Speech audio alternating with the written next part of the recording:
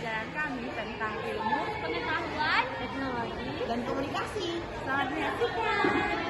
Saya Nara Utsama. Saya Tasya Askarno. Saya Arif Himbawan. Dan saya Despusi Sonjita.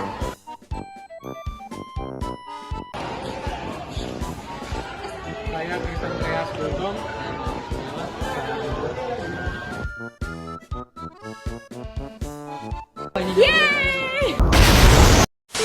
Saya akan menjelaskan apa itu IPTEK. IPTEK adalah singkatan dari Ilmu Pengetahuan dan Teknologi. Menurut Kamus Besar Bahasa Indonesia, IPTEK merupakan gabungan pengetahuan yang disusun secara logis dan bersistem dengan memperhitungkan sebab akibat.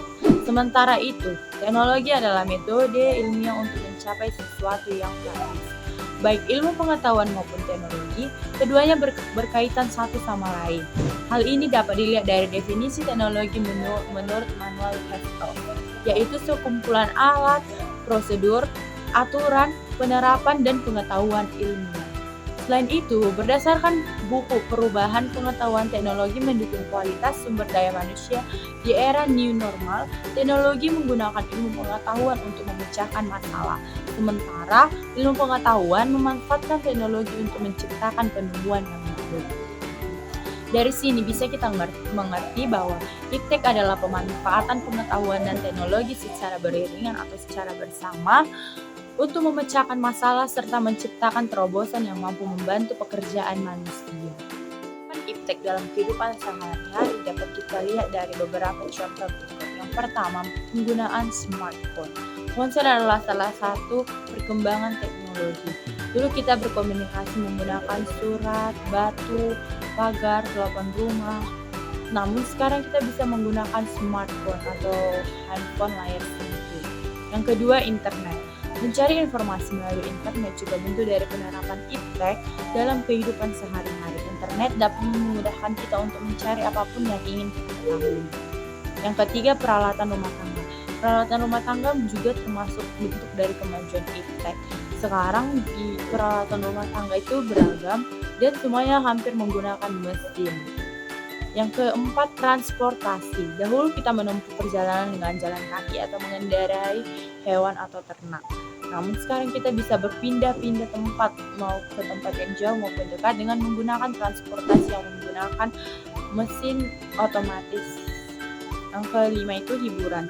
Perkembangan IPTEK juga membuat kita lebih dapat memudahkan kita untuk mendapatkan hiburan. Misalnya, sekarang kita bisa menonton film, streaming, dan melakukan hal lainnya menggunakan IPTEK.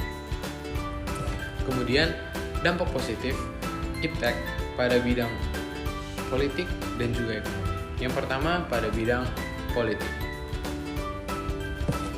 Yang pertama, menjelang pemilu, IPTEK memiliki sisi positif, yaitu pemilih bisa mendapatkan informasi instan tentang kandidat yang mereka akan pilih, baik dari rekam jejaknya, mengecek profilnya, perkembangannya, dan informasi lain yang dibutuhkan sebelum memilihnya. Begitupun sebaliknya, kandidat politik bisa memanfaatkan media sosial untuk kampanye, tentunya dengan konten-konten yang bermanfaat dan meningkatkan wawasan masyarakat. Kemudian, kedua, adanya keterbukaan antar masyarakat maupun pemerintah untuk mencegah korupsi, kolusi, dan nepotisme. Yang ketiga, adanya kebebasan akan meningkatkan kualitas dan kreativitas diri. Yang keempat, meningkatkan partisipasi generasi muda untuk berpartisipasi dalam bidang politik, misalnya bergabung di partai atau organisasi politik lain. Kemudian, dampak positif IPTEK pada bidang ekonomi. Yang pertama, IPTEK memberi kemudahan dalam mencari produk, barang, dan jasa dengan bantuan internet. Seperti aplikasi jual beli secara daring yang beragam memudahkan banyak orang mencari produk, barang dan jasa yang asli dari toko resmi.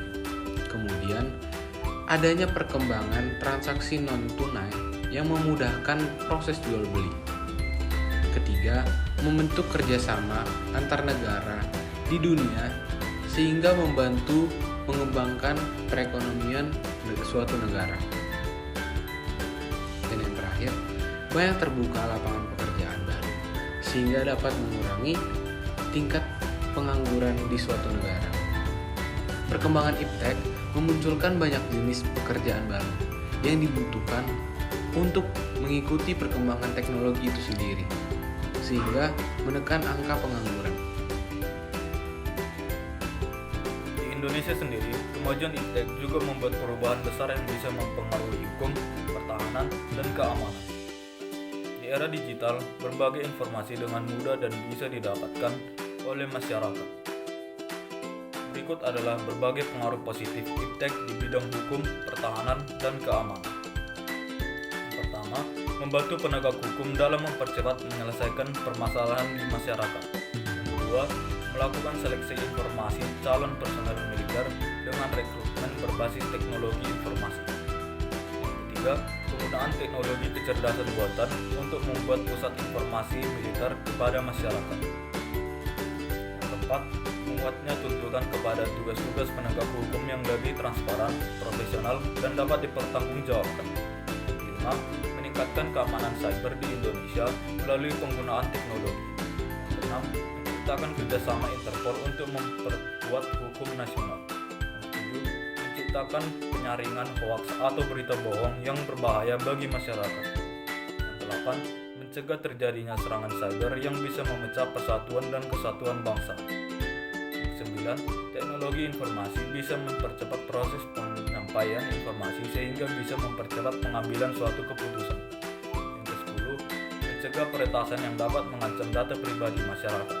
Yang ke-11, meningkatkan hubungan diplomatik antar negara. Yang ke-12, menguatkan supremasi sipil dengan mendukung polisi dan ketertiban negara. Kemajuan iptek tentu saja dirasakan di berbagai bidang kehidupan, termasuk juga ada di bidang sosial budaya. Kemajuan ini juga memberi dampak perubahan dan pergerakan di dalam bidang sosial budaya masyarakat. Era globalisasi seperti masyarakat memungkinkannya adanya inovasi berbagai teknologi untuk memudahkan kehidupan masyarakat. Berikut beberapa dampak positif iptek pada sosial budaya. Pertama, memudahkan pola komunikasi. Kedua, membantu proses sosialisasi hak asasi manusia. Yang ketiga, memudahkan masyarakat untuk mempelajari budaya asing. Yang keempat, potensi daerah menjadi lebih meningkat karena adanya media sosial sebagai sarana promosi. Yang kelima, masyarakat bisa mengetahui peristiwa dari isu di dunia secara real time. Yang keenam, memudahkan dalam mendapatkan informasi. Yang ketujuh, mudahnya akses informasi tentang politik, sosial, dan pemerintahan sehingga demokrasi semakin terbuka. Yang ke-8, meningkatkan daya saing sumber daya manusia di Indonesia. Yang ke-9, memudahkan masyarakat dalam mempelajari bahasa asing. Lalu dampak negatif iptek pada bidang ekonomi dan politik. Yang pertama pada bidang politik. Yang pertama, kemajuan iptek dapat mempengaruhi masyarakat Indonesia untuk berpaling dari ideologi Pancasila, bahkan lebih memilih ideologi liberalisme.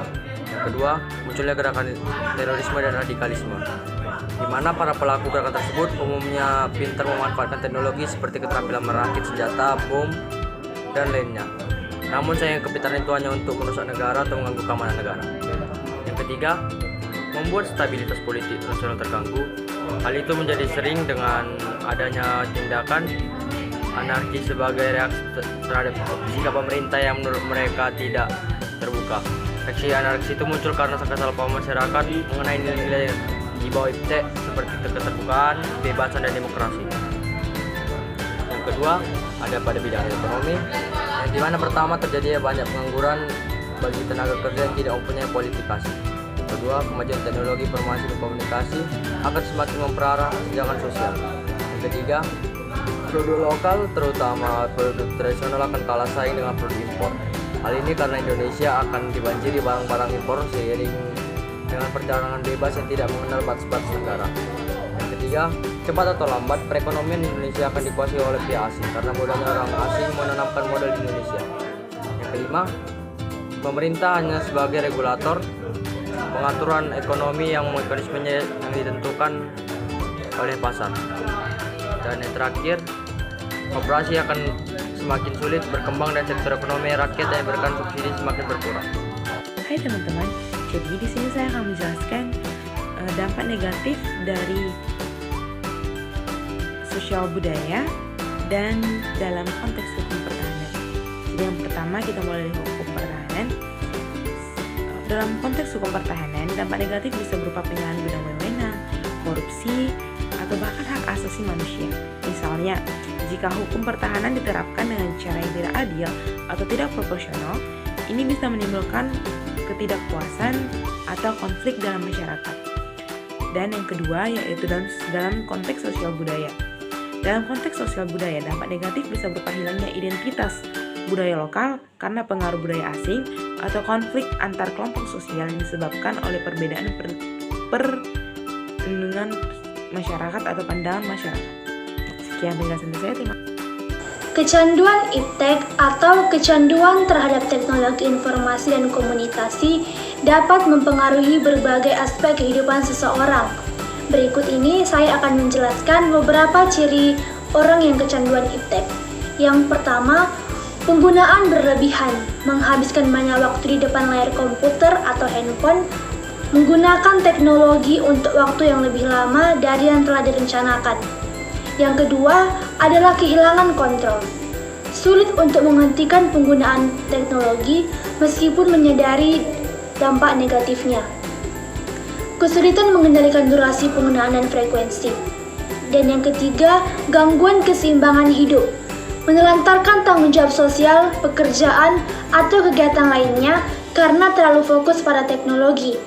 Mengesampingkan kebutuhan dasar seperti makan, tidur, atau berolahraga karena lebih. Yang keempat adalah ketidakmampuan untuk berhenti, merasa cemas atau gelisah ketika tidak dapat menggunakan teknologi, ketergantungan pada teknologi sebagai bentuk pelarian dari masalah atau stres. Yang kelima adalah gangguan kesehatan fisik dan mental, mengalami masalah kesehatan seperti gangguan tidur, masalah mata, atau masalah postur tubuh karena penggunaan yang berlebihan, perubahan mood, kegelisahan, atau depresi terkait dengan penggunaan teknologi.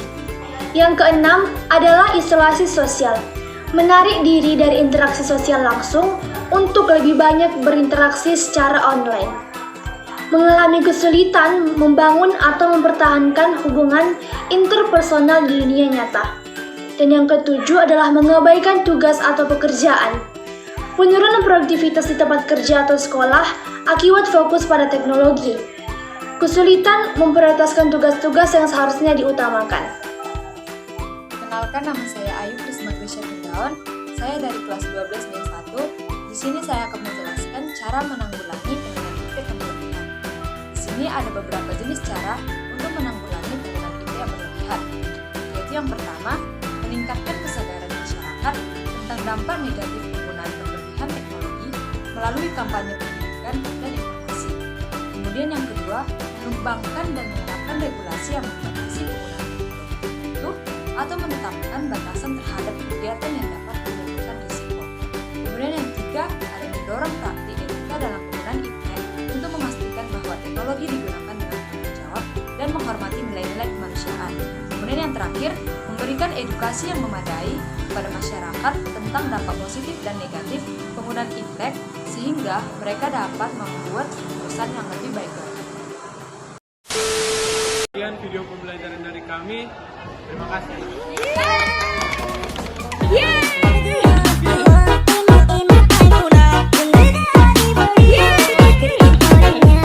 Thanks for watching. Please subscribe.